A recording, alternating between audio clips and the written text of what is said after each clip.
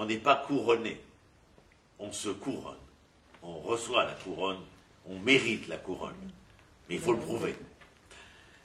Bet, donc Vaishlar, etc. Gimel, Vayomru elav, ko amar Chizkiyahu yom tsara. Le roi il nous a envoyé, il nous a dit de te dire que c'est la catastrophe. Yom tsara. Tsara, la journée oppressante. Tsara vetochecha uneatza yom hazeh. Ki baou banim ad mashber vekoach en leleda. On est venu te dire que non seulement on est complètement oppressé, mais parce qu'on est opprimé. On est opprimé parce qu'on veut nous détruire, Naatsa. Et qu'on nous a convaincus qu'on allait nous détruire, on nous a convaincus qu'on allait nous détruire en ce jour, qui baou banim ad mashber. Comment vous venez dire aux prophètes maintenant, qui baou banim ad mashber, ils n'ont rien dit. Nous on est témoins, ils n'ont rien dit. Comment est-ce qu'il était, il était écrit, Vecherishu Aram. Ils ont fait la sourde oreille, Velohanu Todava, qui mitzvat ameler, il est mort, Lota'anu, vous ne lui répondrez pas. Qu'est-ce que vous venez voir le prophète et vous venez lui vendre des choses, hein? Le peuple n'est plus prêt à supporter la vérité, le peuple ne peut plus. Il est prêt à vivre dans un petit réduit pourvu que ce réduit soit viable. Mais tu as été interroger le peuple? Non, mais nous, on est les représentants du peuple. On te dit, la situation, elle est comme ça. Mais j'ai entendu des gens qui disaient que le peuple n'avait rien dit quand Rav Shaké, il a parlé. Il y a même des sondages, Harris ou je sais pas quoi, ou la Sofresse, machin, qui sont venus, ils ont dit que 60% ils faisaient Shabbat et 90% respectaient le Yom Kippour. Si on allait se fier au sondage maintenant, alors où en serait-on? Moi, je te dis, Ki baou banim ad mashber vekoar ein leleida. Ils sont un. Alors là, regardez la phrase. C'est l'hébreu, dans toute sa splendeur, Daniel. Regardez ce qui est marqué. Ki baou banim. Les enfants sont venus. Mais moi, je vous demande d'ouvrir un petit tiroir dans lequel vous allez mettre déjà une première chose. Ki baou banim, al tikra banaïr et la bonaïr. Ne lis pas tes enfants, mais ceux qui te construisent. 1, 2. Ad mashber. Ils sont arrivés, tes enfants, à ne plus être ceux qui construisent, parce qu'ils sont mashber en crise, c'est-à-dire qu'ils sont fractures, qu'ils n'ont même plus l'espoir de voir dans le mashber crise ce que le mashber planche veut dire de salut dans le langage français, puisque c'est sur cette planche que l'on donnait naissance. Et la fin de la phrase, Vekoar en leleida. Et ils n'ont plus la force de donner naissance. Banim, enfant construire. Mashber, crise ou planche de salut. Et ils n'ont plus la force, Koar, je vous explique dans un instant ce que c'est, de donner naissance, c'est-à-dire d'entrevoir demain. Koar, mes enfants, c'est 28. Et vous savez comment est-ce qu'on arrive au Koar 28? En hébreu, 28. Oui, oui. Vous savez comment on arrive à Koar? Lorsqu'on est capable, l'un vis-à-vis de l'autre, de se donner la main. Parce que bien avant la révolution bolchevique, où mon ancien maître marchait, on savait que l'union fait la force. Vous savez ce que c'est, cette union-là, de deux mains qui se tendent? C'est 2 fois le mot yad. Mais 2 fois le mot yad, qui, comme les 14 phalanges de notre main, c'est 2 fois yad, c'est yedid. Yedid égale Kohar. Ce ne sont plus des enfants, tes enfants. Ils n'ont plus en eux, ces enfants, la force de construire. Ils ne voient plus dans la crise l'espoir de donner naissance. Et ils ne peuvent plus, parce qu'ils ne peuvent plus être dans cette capacité d'ensemble, trouver les forces nécessaires à croire à demain. C'est ça la naissance, c'est à croire à demain. Qu'est-ce qu'a fait Amram avec Yochebed? Je te divorce, je veux pas, on n'aura pas d'enfants, il n'y a pas de viabilité dans cette Égypte. Nous sommes dans les camps de concentration de Memphis et de Luxor. Que viens-tu me demander de donner naissance à des enfants? Et non seulement lui, mais l'ensemble des hommes et des femmes vont divorcer. Et c'est une petite fille qui viendra le remettre en question. Vous faites pire que Pharaon. En divorçant de votre femme, père, vous avez tué non seulement les garçons, mais les filles aussi. Mais vous savez, plus que les garçons et les filles que vous avez tué une idée. Et c'est pour ça qu'ils se remarient. Et que tous les hommes, en voyant Amram épouser Yochebed, alors ils se remarient tous. Et c'est pour ça que l'idée peut naître. Parce que ce n'est pas simplement un enfant qui naîtra. Moshe, de cette réunion. C'est une idée nouvelle dans le monde qui naîtra. Le printemps de la liberté.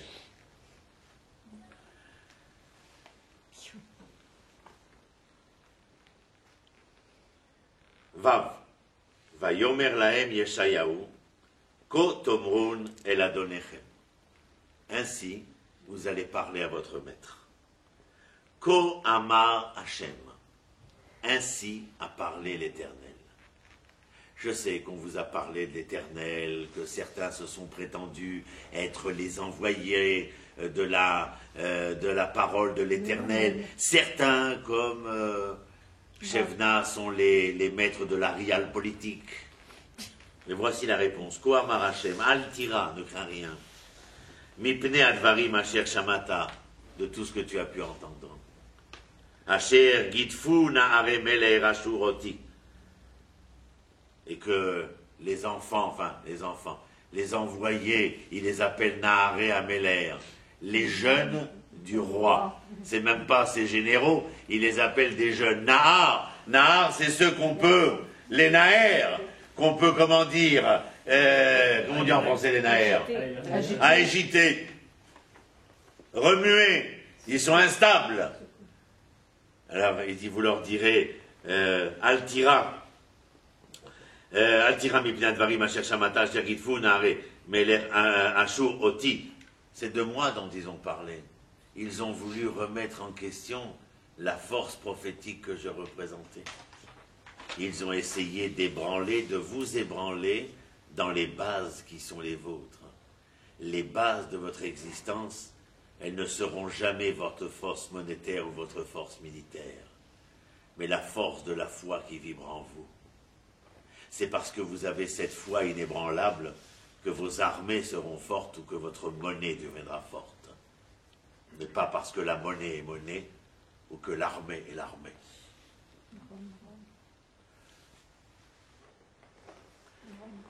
Zayn, ineni noten bo ruach ushma shmua, veshav le'artso ve'ipaltiv becherev be'artso. Voilà la prophétie d'Yeshayahu.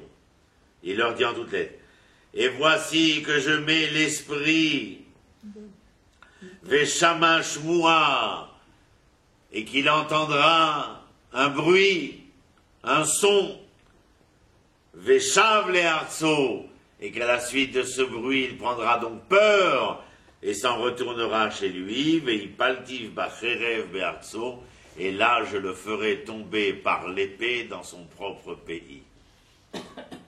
Yutet. Ve'ata Hashem Eloheinu. Oshienu na miyado. Ve'edu kol mamlechet haaretz ki ata Hashem Elohim levadecha. Et la tfila là, elle n'a plus rien à voir avec le propos annoncé aux trois ministres déprimés. Mais c'est la voix du prophète tonitruante qui a repris le mégaphone de Rav Shaka et qui dit cette phrase que nous entendons et que nous continuons à dire même ce soir, lorsque ce chiour est dédié à ces 5 âmes saines et saintes qui ont été rappelées auprès de l'Éternel Dieu. Et écoutez ce qu'il dit. Ve'ata Adonai Eloheinu, Oshi'enu na, délivre-nous, s'il te plaît, miyado, de ses mains à l'ennemi. Ve'idru kol mamlachot haaretz, et les nations sauront Ki ata Adonai Elohim levadecha, que toi tu es l'Éternel, le seul et l'unique. Chaf, Vaishlar Yeshayahu ben Amot, c'est son nom.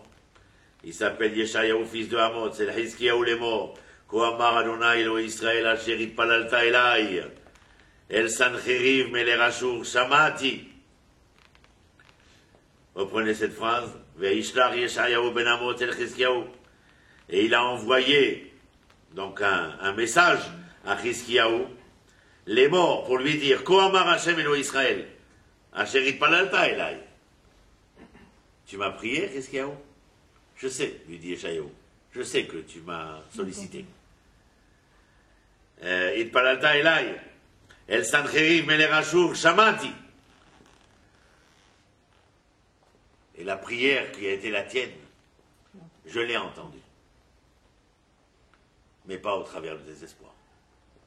Pas au travers la déprime. Au travers la foi inébranlable qui est la vôtre. Même si la situation est inextricable. Même si la situation est irréversible. Même si la situation est opprimante. Même si la situation est oppressante. Mais c'est votre action, votre volonté d'eux, qui fera que je ferai que, et pas autrement. Et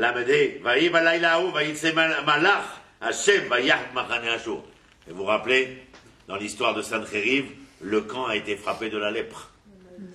Ashur, 185 000 ont été décimés.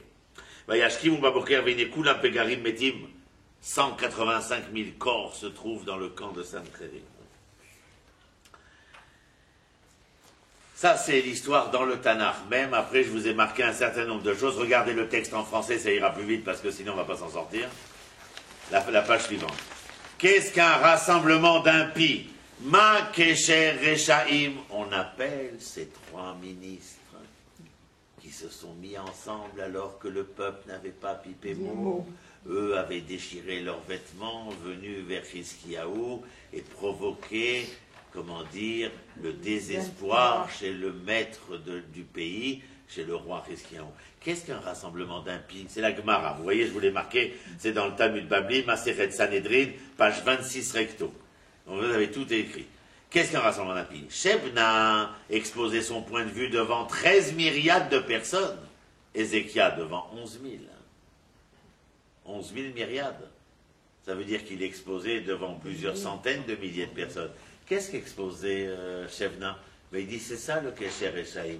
Ceux qui venaient toute la journée rassembler les populations pour leur expliquer ô combien c'était impossible. Et Hiskiyahu, poussé par Yeshayahu, nous dit la Gemara, rassembler les gens, mais moins que Shebna, pour essayer de leur expliquer que tout pouvait être encore possible.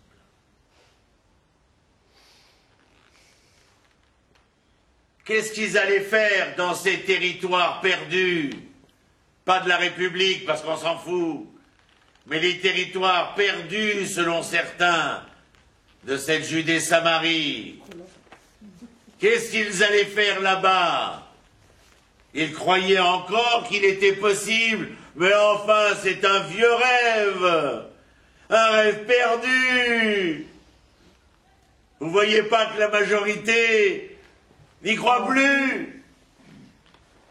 Elle croit à la bourse. Elle croit à la monnaie sonnante et trébuchante. Elle croit à tout ce qui est palpable, touchable. On ne croit plus aux idées, nous ne sommes plus des enfants pour rêver.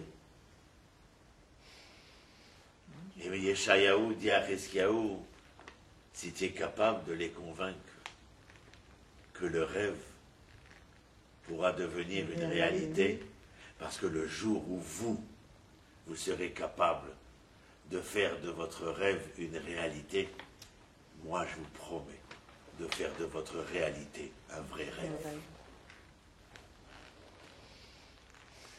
Ainsi lui dit comme ça. Shebna exposait son point de vue devant 13 milliards de personnes, Ézéchias devant 11 000. Quand Sancheriv vient assiéger Jérusalem, Shebna écrivit et envoya, en se servant d'une flèche, le message suivant au camp de Sancheriv. Shebna et son parti sont d'accord pour capituler, Ézéchias et son parti ne le sont pas. Mais vous vous rendez compte? Il a pris un arc avec au bout un papier qu'il a tiré pour tomber de l'autre côté et dire à Sanchériv, nous, on veut la paix maintenant. Lui, non.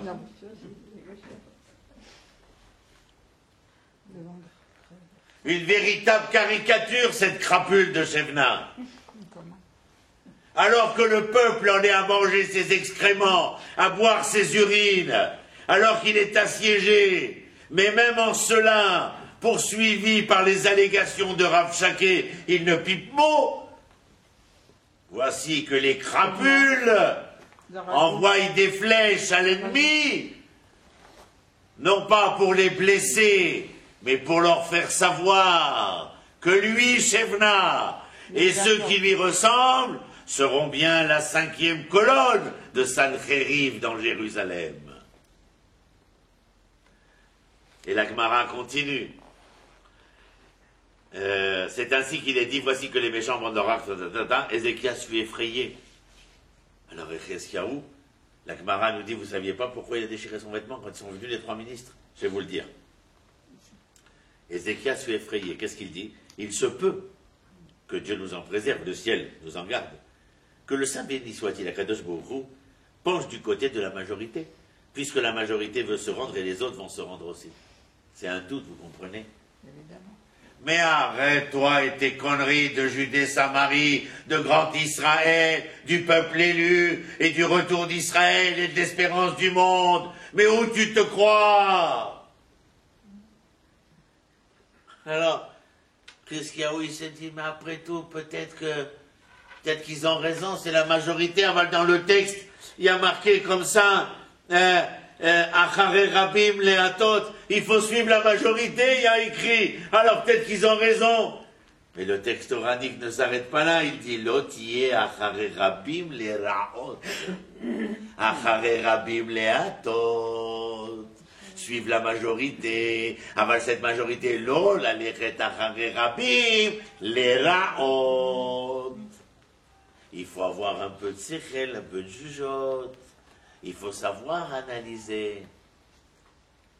Moi, quand j'étais au cimetière cet après-midi, et que j'ai vu toute cette jeunesse, quand je suis arrivé il y a 31 ans, et que j'ai fait tchouva avec le Rav Tzvi Yehuda, toutes ces kippotes qu'on appelait tricotées, bien qu'il y avait beaucoup de Haredim Baruch Hashem aujourd'hui, mais toutes ces kippotes tricotées, ça représentait quoi dans le pays? Mais aujourd'hui, vous avez vu cette jeunesse à l'armée, dans les sciences, dans la médecine, dans la technologie, dans la justice, prix Nobel d'économie. J'ai vu, j'ai dit, mais qu'est-ce que tu te casses la tête, Roni Akrish? Il faut avoir un peu plus de foi, mon chéri. Tu vois pas que c'est exponentiel? Tu vois pas qu'envers et contre tous les aléas de l'histoire, ça ne va que dans le sens où ça doit aller? Et que les autres peuvent toujours aboyer, la caravane passe.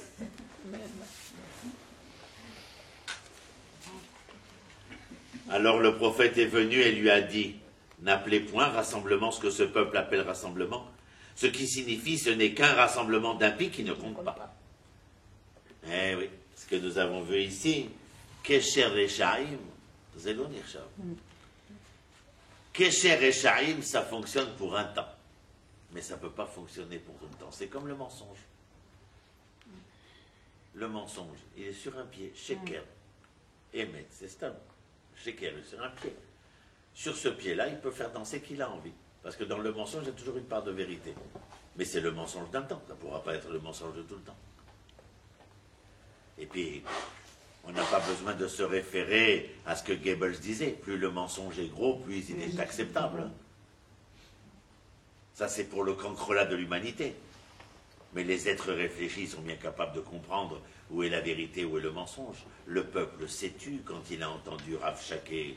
Ne venez pas faire passer mon peuple, ou prendre, comme disait notre ancien et cher président, il faut quand même pas prendre les enfants du bon Dieu ou des canards sauvages. Mais on dit aussi un mensonge continuellement répété devient réalité. Ben oui, pour nous-mêmes, nos sages nous disent. À propos de Avera, Goreret Avera, ça veut dire qu'à force de faire une faute, elle devient permissive. Mais c'est parce que nous devenons malvoyants et malentendants vis-à-vis de nous-mêmes, de notre être. Mais en tout état de cause, il faut continuellement remettre en question l'appréciation des vérités, l'appréciation des événements. Moi, je ne crois pas que les choses se passent par hasard, et j'essaye d'analyser les choses au quotidien, parce qu'un jour ne ressemble pas à l'autre. Venez, on finit avec ça. Alors le prophète est venu, il lui a dit, n'appelez point un rassemblement que ce peuple appelle rassemblement, ce qui signifie ce n'est qu'un rassemblement d'impies qui ne compte pas. Shebna entreprit de se creuser une tombe dans le tambour. Alors, ça c'est la suite, vous la connaissez pas celle-là. Shebna entreprit de se creuser une tombe dans le tombeau réservé à la maison de David, dans la cité de David. Hein. Alors le prophète vint et lui dit, Yeshayahu, que possèdes-tu à toi en ces lieux qui t'appartient ici pour t'y creuser un sépulcre? Voici l'Éternel va te rejeter comme on rejette un homme. Et tu crois que tu peux être enterré n'importe où? Parce que même si tu t'enterrais là où tu ne dois pas être enterré, de manière à dire que là où l'homme pense pouvoir être alors que ce n'est pas son lieu, cet homme sera rejeté. Si un homme, un être humain pense qu'il peut être l'homme d'un terroir qui n'est pas le sien, le terroir le rejettera parce que le terroir est toujours à la recherche de l'homme qui lui correspond.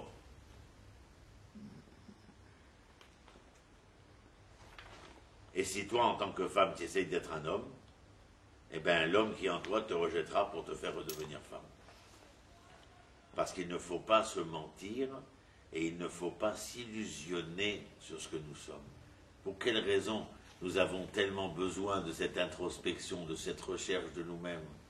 Quel besoin de cette affirmation d'identité, de l'être, même individuel, afin de mieux pouvoir s'offrir à l'autre et se conjuguer avec l'autre? Comment est-ce possible? Quelqu'un aurait l'outrecuidance de proposer à autrui ce qu'il n'est pas. Pour lui, je leur dis à mes élèves, vous avez envie de dire I love you? C'est bien, soyez high, même si ça fait mal, et vous pourrez aimer. Mais vous aurez déjà découvert un tant soit peu ce que veut dire vous aimer vous-même. Alors il lui dit, selon Rav, être rejeté plus pénible pour un homme que pour une femme, est enveloppé entièrement en ceci. Ceci nous apprend que la lèpre se répandit sur Shebna, car il est écrit d'un côté, je vais t'envelopper entièrement, et de l'autre, le lépreux doit s'envelopper, tatata. Une baraïta nous enseigne que Shebna voulait s'élever lui-même aux dépens de la maison de son maître. C'est pour ça qu'il creusait une tombe. C'est quoi l'idée de creuser une tombe dans la cité de David? C'est qu'il se voyait, lui, comme le futur maître, bien entendu. C'est pourquoi sa gloire s'est tournée en disgrâce. Lorsque Shebna sortit de Jérusalem, parce que Yeshayahu va faire en sorte que tu veux sortir, tu veux te rendre, et tout le peuple va te suivre. Oui, parce qu'ils sont pragmatiques. Ils ne sont pas des rêveurs comme vous, prophètes, avec vos croyances. Est-ce qu'on croit aujourd'hui? Eh bien, c'est pas de problème, on va vous ouvrir la porte, mon cher Shebna. Et la Gemara nous dit, la Baraïta dans la Gemara nous dit, lorsque Shebna sortit de Jérusalem, l'ange Gabriel surgit et ferma les portes devant ses troupes. Où sont tes troupes, lui demanda-t-on. Alors on s'est posé la question, comment l'ange Gabriel, après que Shebna il est sorti, il a fermé les portes, il n'y a pas de libre arbitre? Il dit non, il y a toujours eu le libre arbitre. Mais le peuple, il était toujours quoi? Il se taisait toujours, il ne disait rien, il suivait la parole du roi. Et il sentait bien le peuple, parce que le peuple, dans sa dimension collective, est toujours saint.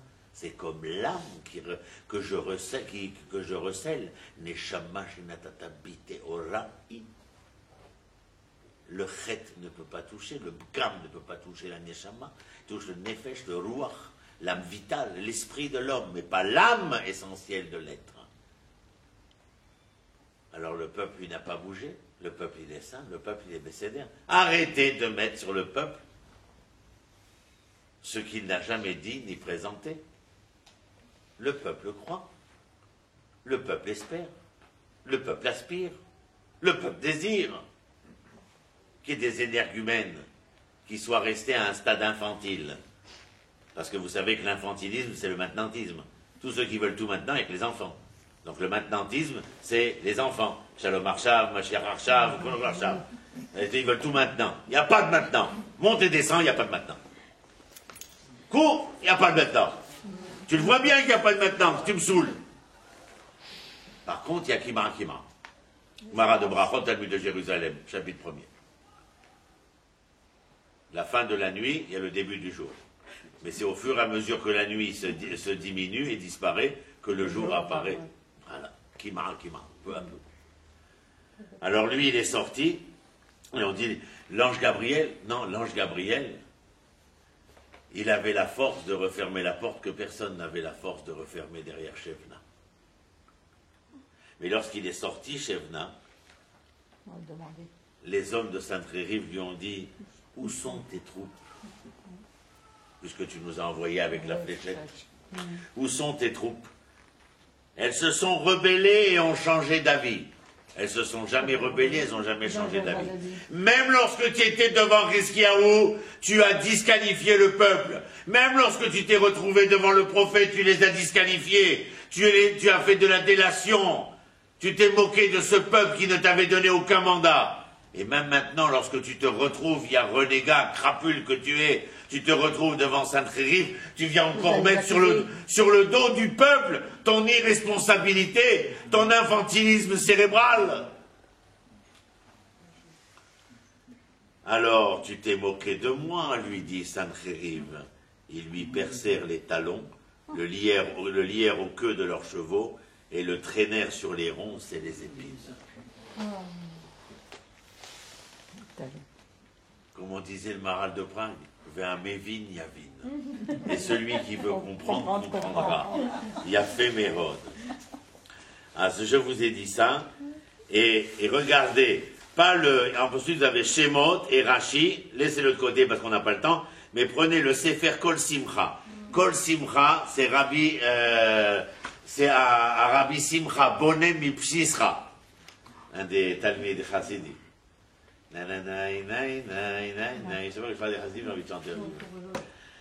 Alors qu'est-ce qu'il écrit?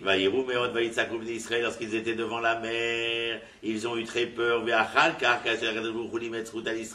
Lorsque Akadosh Baruch Hu a voulu sauver Israël pour son srout, parce qu'ils étaient les enfants d'Abraham, d'Yitzhak et de Yaakov, et parce qu'ils seraient ceux par qui la Torah serait donnée,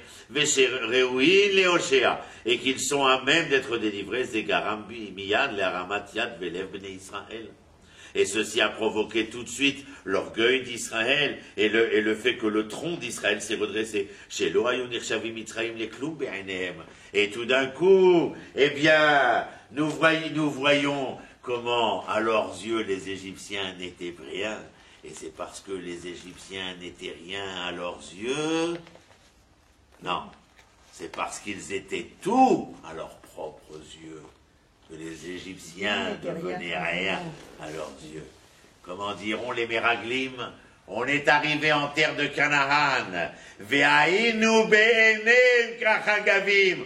On était à leurs yeux comme des sauterelles. Yabrel. Tu n'étais pas à leurs yeux comme des sauterelles. C'est parce qu'à tes yeux, tu avais l'air d'un insecte que les goïms te voyaient comme une sauterelle. Bon à rien.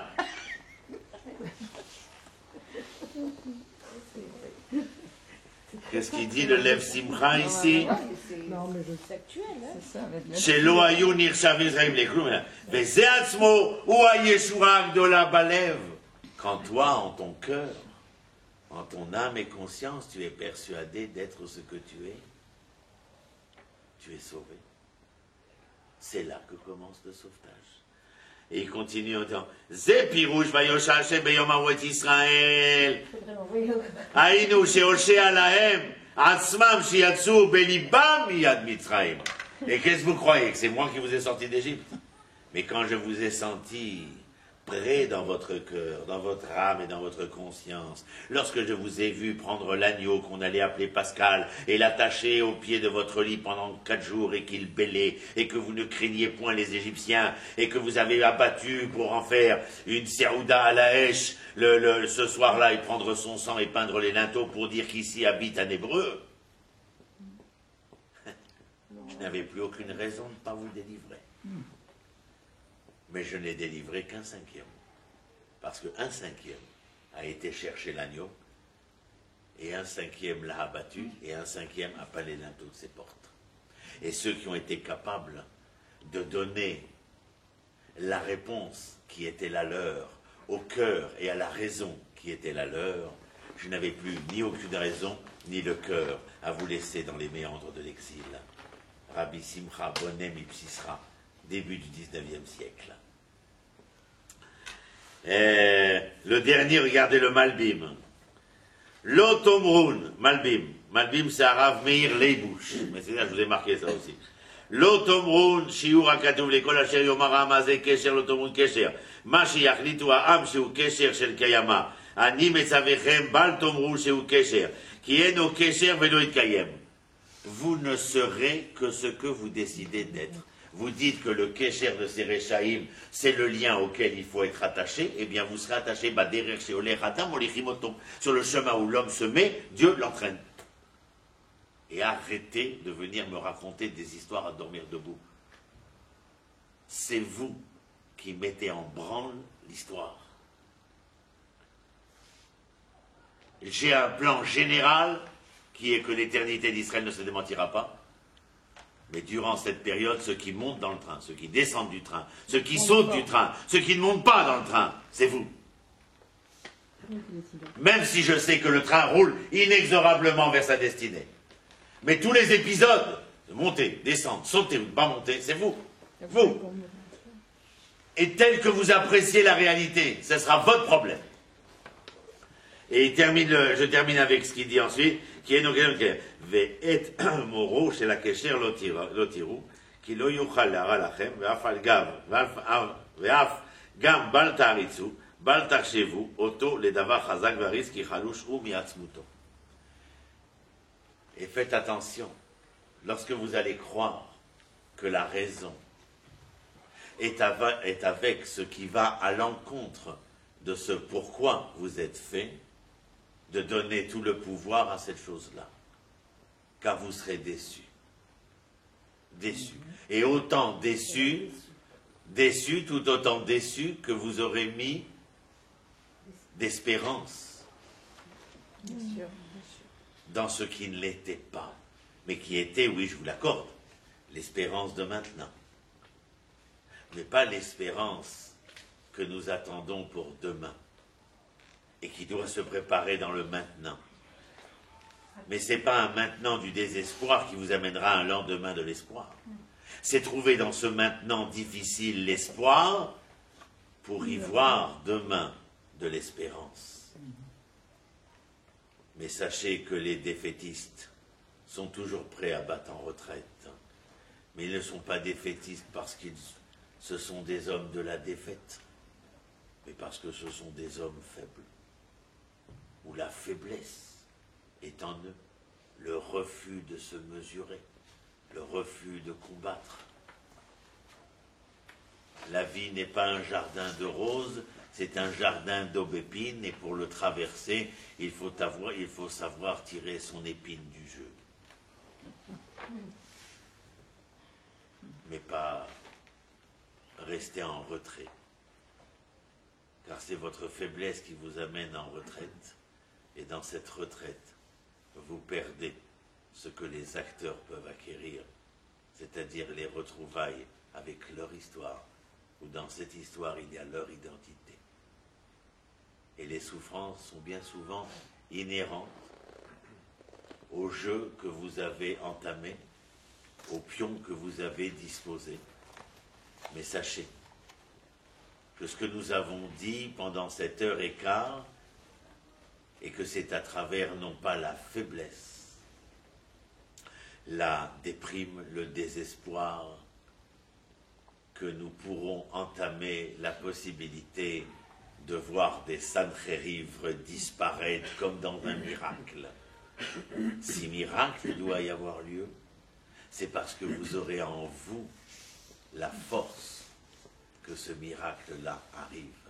Mais lorsque vous aurez prouvé par l'acte de l'agneau, de la shrita, de peindre les linteaux, lorsque Amram sera convaincu que Myriam a raison, il faut la réépouser, Yocheved, il faut continuer à se battre, il faut continuer à croire que malgré les camps de concentration, un Moshe va venir et il nous fera sortir.